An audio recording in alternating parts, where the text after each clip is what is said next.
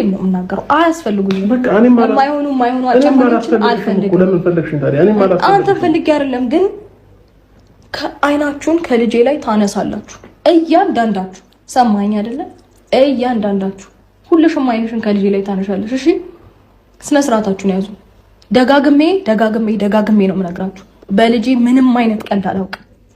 በፈለጋችሁት ነገር መታችኋል፣ በፈለጋችሁት ነገር ቀልዳችኋል።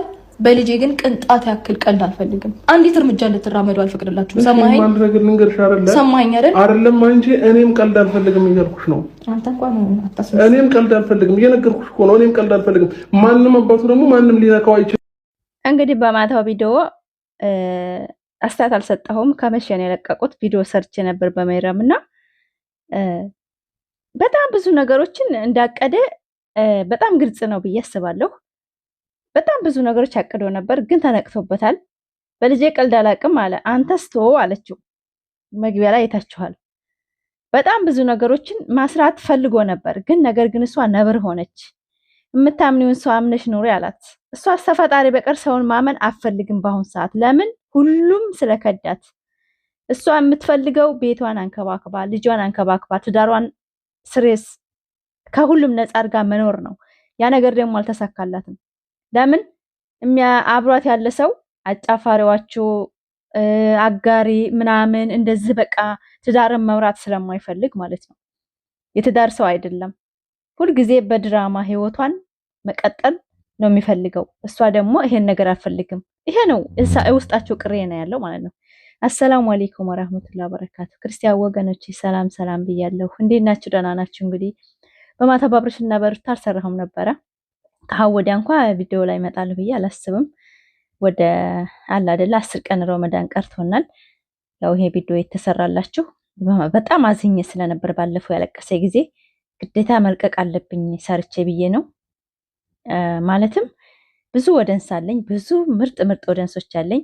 ጾም እንዳንጾም ሆነናል ሩታን በመውደዳችን።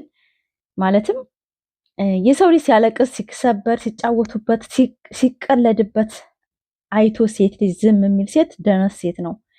እኔ ስሜቴ እስካሁን ድረስ ከጎና የሆንኩት ሴት ልጅ ትዳሬን እና ባሌን አላስነካም ባለችበት መንገድ ላይ ሰው ክፉ እንደሆነች ጨቅጨቃ እንደሆነች አድርጎ ቪዲዮ ሲሰራ ለሷ ክብር ሲያጣ አንድ ወንድ ልጅ ቆሞ እንደማያት መርከስ የለም።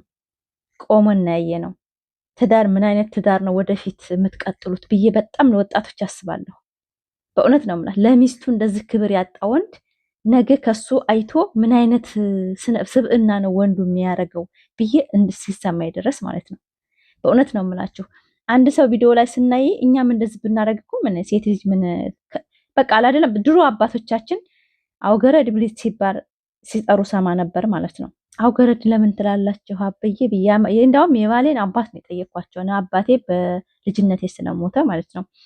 አውገረድ ማለት እኮ ሰራተኛ ማለት ነው። ምን ነው አበዬ ለምንድን ነው ብዬ ጠይቃቸው፣ አይ እንደዛ አይደለም አሉ። ያው የኔ ናት ለማለት ፈልጌ ነው ብለዋልና ፍቹን ማለት ነው ትላልቅ ሰዎች መፍታት ይችላሉና የኔ ናት አውገረድ ማለት ለኔ ነው የተገባችው፣ ለኔ ብቻ ናት።